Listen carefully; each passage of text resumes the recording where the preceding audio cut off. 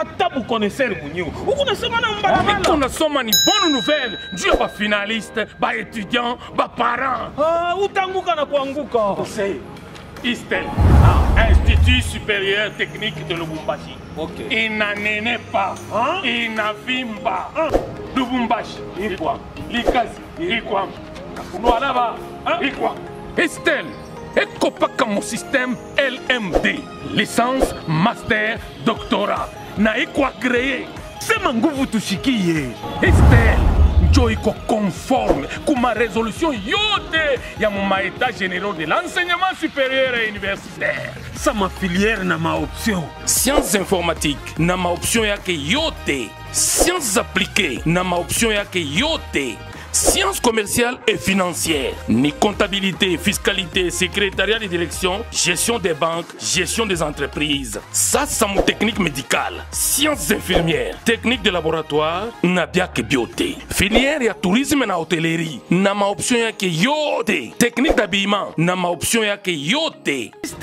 Anavimba. Il organise mon vacations jour et soir. Tentekaya pour ma cours en ligne par vidéoconférence. Inscription du yaï année académique. Inesha Kwanza. Ma bureau à Istel. Iko Wash. À Lubumbashi, nous sommes situés au numéro 2325A, avenue Kasai, entre les avenues Kimbango et Sandoa. Commune de Lubumbashi. Istel Likasi. Nos bureaux se trouvent au numéro 33, avenue du Commerce, commune de Likasi. Istel Lualaba. Nous sommes situés au numéro 18 de l'avenue Salongo, au bâtiment Le Rocher des Âges. Référence Rond-Point Malou, Église Carmel. Contactez-nous au numéro 09 95 29 57 72. 09 95 29 57 72. Merci beaucoup mesdames, merci beaucoup messieurs, vous qui nous suivez une fois encore dans cette émission, dis-moi tout. Aujourd'hui c'est un autre numéro, je reçois le professeur Janon Pagna, il est en tout cas analyste politique mais également directeur général de l'Institut supérieur des techniques de Lubumbashi, ISTEL en sigle. Professeur, bienvenue. Merci Gilles pour l'invitation. Je salue tous les téléspectateurs qui sont en train de nous suivre pour le moment. Vous vous portez bien? Très très bien. Alors, comment se porte l'ISTEL ces derniers jours? Nous venons à peine de coller nos bacheliers et clôturer l'année académique 2020-2021 malgré Covid-19. Oui. Malgré tout ce qu'il y a eu comme réforme, nous avons quand même tenu et que nous avons diplômé 104 finalistes. Ok. Voilà. C'est en tout cas quelque chose d'encourageant parce que chaque année qui passe à l'ISTEL, on voit qu'il y a un nombre qui accroît. Oui, bon, vous voyez, on était prudent d'avoir longueur d'avance sur l'enseignement en système LMD. Exactement. Qui a fait que nous puissions avoir la confiance des parents et des étudiants dans la ville de Lubumbashi, Likasi et bientôt pour Kolwezi, et que cela a été accepté, adopté par tous lors des états généraux qui se sont déroulés ici du 10 au 14 septembre. Oui. Et que son Excellence, Monsieur le Ministre, décommet un accord parmi les résolutions. Nous devrons basculer dans le système LMD pour l'année académique 2021-2022. Et pourtant, l'ISTEL a expérimenté cela 3 ans durant. Okay. Et voilà que ça nous a donné une longueur d'avance et que nous nous sentons très à l'aise. Et nous sommes dans la confiance de la population congolaise, luchoise, d'une manière particulière. Voilà, et que ça évolue très bien. D'ailleurs, un engouement total dans ce qui concerne les inscriptions cette année. Je pense bien qu'on fera un bon travail. Exactement. Alors, comment vous jugez la qualité des étudiants que vous lancez sur le marché par rapport à la compétitivité? Je pense bien que Dieu nous a fait grâce parce qu'on a un peu de difficultés d'organiser les cycles de master à cause de ça, parce que dès que nos bacheliers terminent ils sont rapidement directement récupérés. sollicités. Oui, Oui. dans des entreprises, surtout les entreprises minières, Ok. pour ceux qui terminent en géomine, Ok. les informaticiens et des comptables. Je pense bien que il y a un peu de difficultés dans ce sens-là, mais je pense bien que dès qu'ils seront assis, parce que avec le master, il n'y a pas de conditions comme au premier cycle, Oui, oui. avec des enseignements en ligne. Je pense bien qu'ils auront l'opportunité cette année pour venir et continuer le cycle de master. Alors, nos produits sont très très sollicités. Il y a les géologues qu'on a pris au niveau des KCC, Oui. écologie, et il y a beaucoup dans la ville de Lubumbashi, des entreprises minières, industrielles, commerciales. Les produits Les listels sont listes vraiment sont sollicités. Très très sollicités. Mais Pas on- seulement sollicités, Oui. mais très très sollicités. Mais on pense que c'est aussi grâce à votre lobbying qui est très très fort. Bon, je suis un spécialiste en Oui. matière d'enseignement. Oui. Je suis consultant Exact. dans beaucoup de structures. Et j'essaie proposer un programme d'enseignement qui peut être utile Oui. à la conjoncture économique et au développement de notre pays. Exactement. À quoi la RDC a besoin. Alors, c'est par rapport à ça qui fait que dès que les enfants sont formés dans ces contextes-là et qu'ils se retrouvent facilement, être utile à la société congolaise. Voilà. Je vous rappelle, mesdames et messieurs, que sur ce plateau, je suis avec le professeur Jeannot. Il est analyste politique, mais également directeur général de l'ISTEL Lubumbashi, une institution supérieure qui forme des cadres universitaires très qualifiés sur le marché d'emploi en République démocratique du Congo. Alors, professeur, on va essayer un peu de parler des options ou des facultés ou des sections que vous organisez à l'ISTEL. Bon, nous avons une spécialisation dans Oui. les domaines techniques. C'est-à-dire tout ce qui est technique, c'est notre monopole, s'il faut le dire, dans cette ville de Lubumbashi. C'est-à-dire on organise des enseignements en sciences appliquées. Ok. En sciences appliquées, là nous formons des géologues. Nous avons l'option géomine, électromécanique, électronique, Oui. électricité industrielle, construction industrielle. Ça, c'est pour les sciences appliquées. Oui. Les sciences informatiques, on a informatique de gestion, on a réseau et télécommunications, on a design multimédia. Oui. Et je pense bien que cette année, on va organiser aussi l'informatique industrielle. Ok. C'est beaucoup plus sollicité. Ouais. On a les sciences commerciales et financières, comptabilité, marketing, fiscalité, douane et assises. Oui. Et pour cette année, on va ouvrir aussi les finances informatisées. Ok. On organise aussi les enseignements en technique médicale. Là, on a deux filières, les sciences infirmières et laboratoire. Oui. On tient pour ouvrir l'imagerie médicale cette année. En art et métier, on a coupe et couture, ce que nous appelons au niveau universitaire technique d'habillement, le modélisme et l'esthétique. Oui.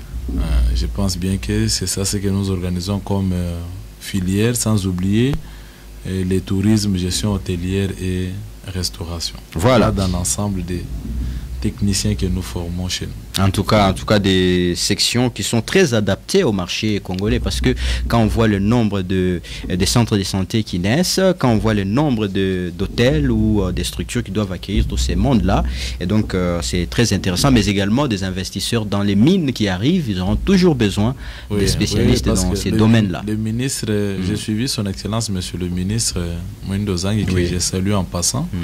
Il a besoin d'ouvrir une école technique de mine dans la province de Lualaba. Oui.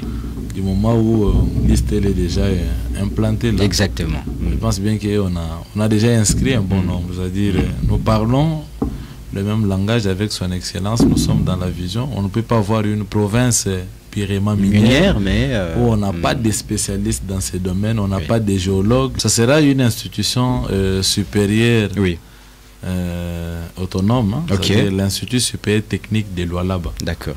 qui doit évoluer dans la ville de Kolwezi, avec aussi spécialité de former des spécialistes en géomine, en électromécanique, en construction industrielle, en sciences informatiques, en sciences commerciales, avec tout ce qu'il y a comme option. C'est-à-dire le même filière organisée à Lubumbashi. Oui.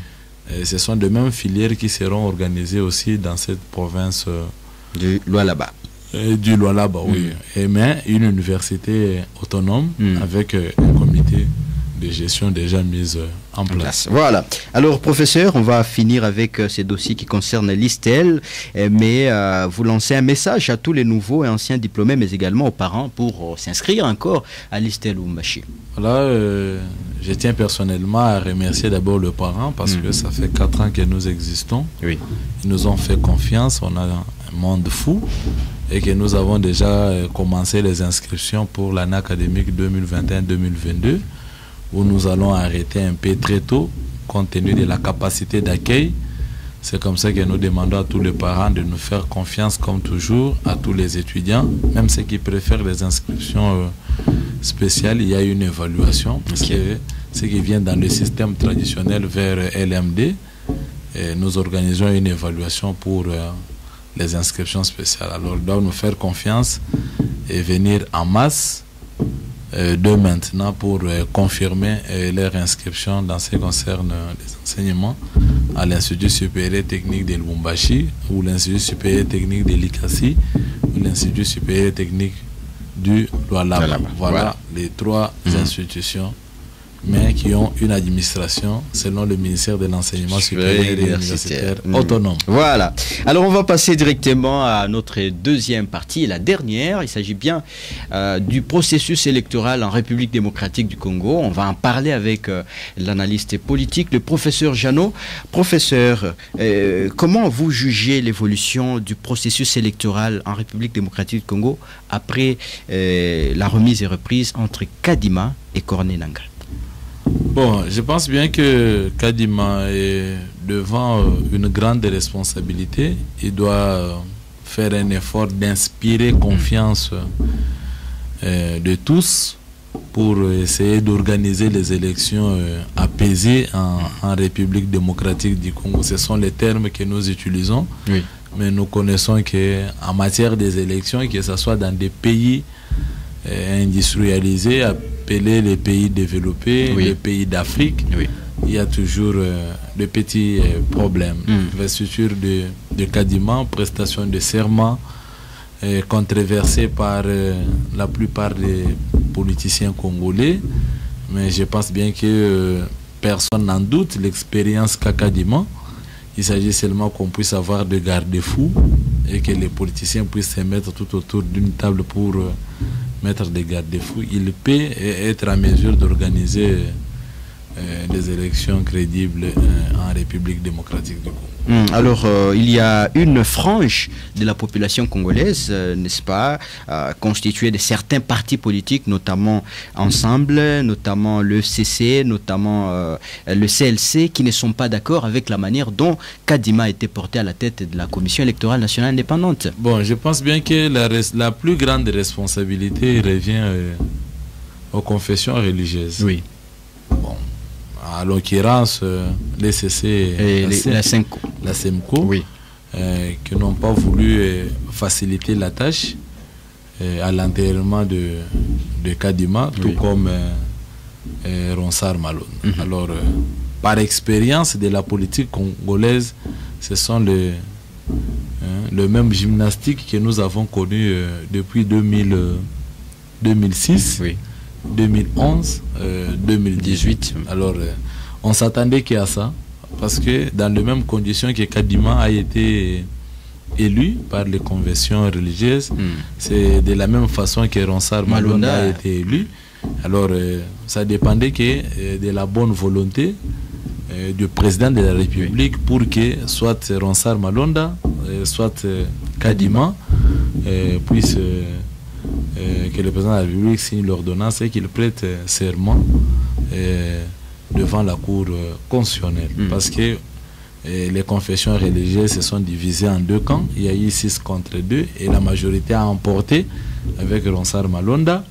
La candidature a été très controversée au niveau de l'Assemblée nationale et il y a eu 2 marches, vous connaissez. Le président de la République n'a pas su signer cette ordonnance pour donner l'opportunité à Ronsard Malonda de prêter serment. Le même film se répète avec Kadima, où on cherche à prendre le président de la République par le politicien à piège, d'avoir un dépassement pour se retrouver tout autour d'une table et essayer de se partager le pouvoir. Alors, il a pris ses responsabilités en tant que président de la République. Pourquoi? Parce que cette procédure a été suivie normalement. Au niveau des confessions religieuses, on n'a pas eu de controverses, je vous ai dit ça au début.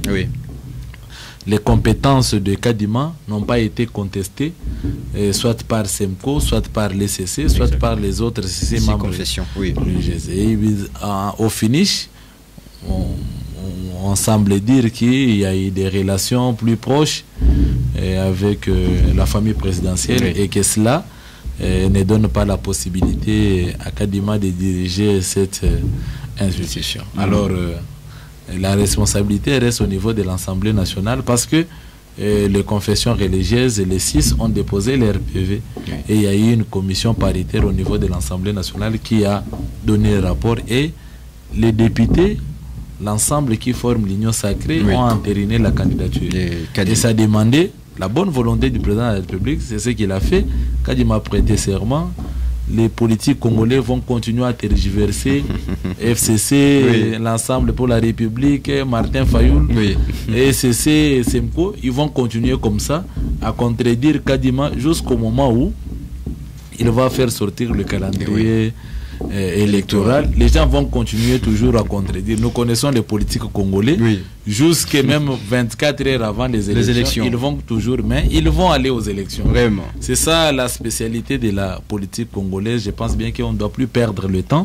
Il ne faut pas que Kadima puisse commettre l'erreur parce qu'il est controversé. Ce que nous attendons de lui, c'est de nous présenter un calendrier qui ne va plus dépasser le 31 décembre 2023. On doit organiser des élections. Alors, professeur, nous allons nous arrêter un peu sur la loi électorale parce que le président de la Chambre basse du Parlement, Christophe Mbosso, a dit que maintenant, les acteurs politiques doivent faire le tout pour que la loi électorale soit modifiée. Qu'est-ce que vous trouvez qu'est-ce que vous trouvez d'anormal dans cette loi électorale que nous avons jusqu'à aujourd'hui? Je pense bien que nous avons toujours dit que nous voulons les élections à deux tours.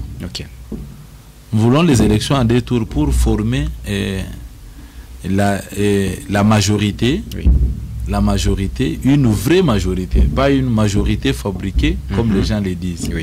D'ailleurs, les députés devront s'assumer pour l'instant au besoin de changer même la constitution. Parce que le mode des élections des sénateurs et des gouverneurs a été contesté depuis 2006 jusqu'à ce jour. C'est au mode indirect. Hein? Voilà. On voulait que les gouverneurs et les sénateurs puissent être votés au suffrage universel direct. Et ça, c'est très important. Et la responsabilité revient aux députés de l'Union sacrée qui forment la majorité au niveau de l'Assemblée nationale. Et faire de telle sorte qu'on puisse avoir des élections présidentielles à deux tours. À ce moment-là, on peut avoir quand même quelqu'un qui aura une légitimité de l'ensemble de la population congolaise. Sinon, on risque d'avoir un président de la République qui gagne les élections avec 35% ou 10% ou 40%. Si on veut calculer en termes de pourcentage, il a échoué, mais comme par rapport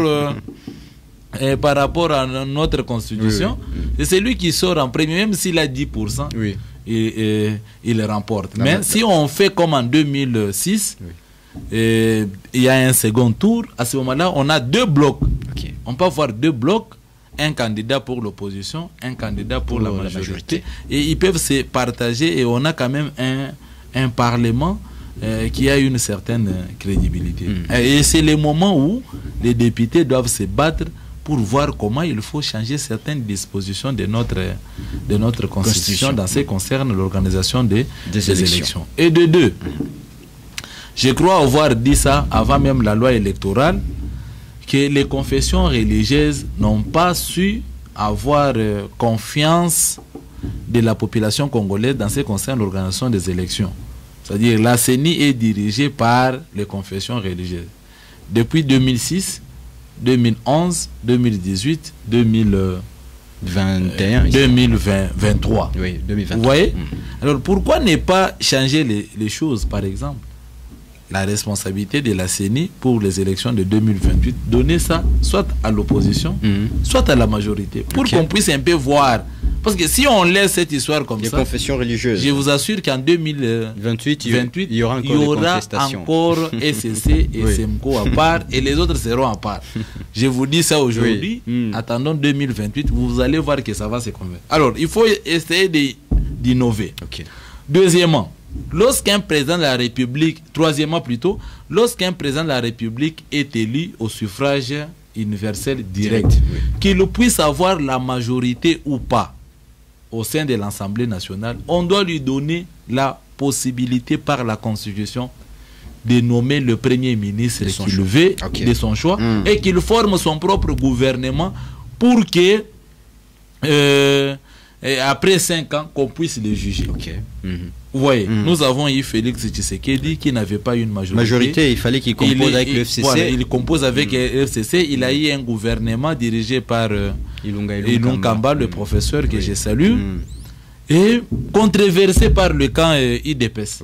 Tout ce que le ministre FCC pouvait faire, c'était toujours un blocage. Exactement. Alors, Tshisekedi a cherché un mécanisme par rapport à la Constitution, avoir le béquet de l'ensemble pour la République de Moïse Katumbi, Mbemba et les autres pour renverser et former l'Union sacrée. Vous voyez? Et dans l'Union sacrée, là, directement, Moïse Katumbi qui saute de l'autre côté pour montrer qu'en 2023, il ne sera pas concerné par le bilan de Félix Tshisekedi. Vous voyez qu'il y a à boire et à manger. Mais si nous avons un président de la République, qu'il puisse être élu, qu'il puisse avoir une majorité ou 3 ou 4, 5 députés au niveau de l'Assemblée nationale et qu'on lui donne la possibilité d'avoir son propre gouvernement. Et ce gouvernement-là doit répondre au niveau de l'Assemblée nationale, même si cette Assemblée forme une majorité qui est de l'opposition. Je pense bien qu'il aura un bilan à présenter.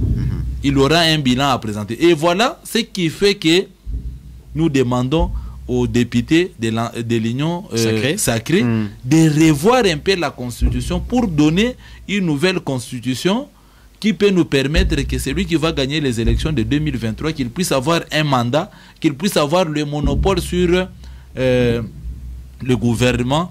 Et je pense bien que ça sera très très important. Pour citer, notre Constitution donne tout le pouvoir au chef de l'État. Le chef de l'État n'est pas contrecarré par la Constitution congolaise. Vous avez vu le manœuvre que Félix Tshisekedi a utilisé pour renverser. Vous voyez? Et tout ce qu'il faisait, le cours constitutionnel, il y a toujours des dispositions qui donnaient l'opportunité au chef de l'État de faire le manœuvre par rapport à tout ça. Vous voyez? Mais il faut maintenant limiter le pouvoir du chef de l'État dans la Constitution congolaise. La Constitution congolaise donne au chef de l'État le pouvoir au-delà de toutes les institutions. Parce que quand on dit garant des bons fonctionnements des institutions, c'est-à-dire il reste l'arbitre de tout. Il y a des problèmes au niveau de la Cour constitutionnelle, on doit interférer le chef de l'État. Vous voyez, avec la CENI, on attendait que le chef de l'État. Si le chef de l'État disait non, Kadima devrait tomber, et on devrait encore rentrer pour commencer encore à sélectionner, et nous serons au-delà de 2023 et ça va compliquer. Alors les députés doivent nécessairement consulter les experts que nous sommes pour voir et refaire la Constitution et changer certaines dispositions pour donner la crédibilité de notre pays qui est un pays envié presque par tout le monde. Voilà. Alors, professeur, parce que nous allons déjà presque à la fin de notre émission, vous allez peut-être dire un mot par rapport à cette marche organisée, qui sera organisée le 6 novembre prochain par ces blocs-là, n'est-ce pas, qu'on appelle les fronts patriotiques. En tout cas, je sais bien que je demande à tout le peuple congolais, à tous ces ténors politiques qui cherchent à ce que le sang de la population ou des peuples congolais puisse couler les 6. Je pense bien que ça ne profitera absolument à rien. Je ne pense pas que le bloc Moïse Katumbi, FCC, Martin Fayoul et les autres là-bas peuvent faire une opposition homogène et faire sortir un candidat aux élections présidentielles 2023. Non, c'est difficile. Et ça, c'est ce que nous disons, ce sont des théâtres. On fait des blocs pour essayer de déstabiliser le fonctionnement des institutions en République du Congo. Ça ne servira absolument à rien. Vous voyez, oui. La lourde responsabilité, c'est au niveau de la loi électorale qu'on est en train de controverser depuis le début. Les députés et de l'Union sacrée et des autres, tout ça, ils n'ont pas compris. Ils ont fait passer cette loi électorale. Exactement, maintenant, avec l'histoire de seuil de représentativité. Voilà. C'est passé comme ça. Oui. Alors, ils doivent maintenant assumer. Kadima, je vous assure que par rapport à la compétence de Kadima, oui. Personne n'a contré. Oui. Alors qu'on lui donne, qu'on mette des garde-fous, au lieu d'organiser les marches. On organise des réunions où on demande à Kadima de rencontrer tous les acteurs politiques, que ce soit FCC, que ce soit Ensemble pour la République, pour essayer de donner des garanties dans ce qui concerne l'organisation des élections. Mais faire votre marche du moment où Kadima a déjà prêté serment, ça ne servira absolument à rien. Je ne pense pas que quand ils vont faire le marche, et demain après-demain, Kadima va démissionner pour qu'on rentre encore à un autre vote. À un autre vote et tout ça. Et nous risquons d'arriver en 2023. Oui. Et qu'il n'y a pas un président de la CENI. Pourquoi? Parce que les gens organisent les marches. Parce qu'à ce moment-là, on se met d'accord, on donne l'opportunité à Nanga d'organiser les élections en 2023 et on verra en 2028 s'il y aura possibilité d'avoir un autre président de CENI. Voilà, alors professeur, on va en tout cas terminer notre émission par cette petite question. Comment vous jugez le bilan du président Félix jusqu'à aujourd'hui? Bon, en tout cas, jusque-là... il est en train de chercher à mettre de base. Okay. De base, nous attendons évaluer au moment opportun surtout les retombées de tout ce qu'il y a eu comme voyage ici, oui. Par rapport à l'économie congolaise. Mais je pense bien que jusque-là, il est quand même dans certains domaines. Okay. Quand je parle des domaines, je vois la stabilité de notre cadre macroéconomique à un certain moment, les indicateurs. Oh, vous êtes expert, ça vous connaissez déjà. On trouve que bon, si les politiques lui accordent encore cette possibilité, on peut encore avoir la chance de stabiliser beaucoup plus notre cadre macroéconomique. Mais au moment opportun, nous viendrons donner les bilan, mais jusque-là, sur 100, s'il faut juger en termes de pourcentage, il est encore à 40%. Il doit encore fournir beaucoup d'efforts pour convaincre le peuple congolais. Professeur, nous vous disons merci d'être venu. Merci beaucoup pour l'opportunité que vous nous avez accordée. Merci beaucoup à vous tous qui nous avez suivis. On vous fixe rendez-vous très prochainement. N'oubliez pas de nous laisser un commentaire, n'est-ce pas, à notre numéro ou bien, n'est-ce pas, dans différentes plateformes de téléchargement. Vous pouvez nous laisser juste un petit commentaire, on va le lire. Bye bye.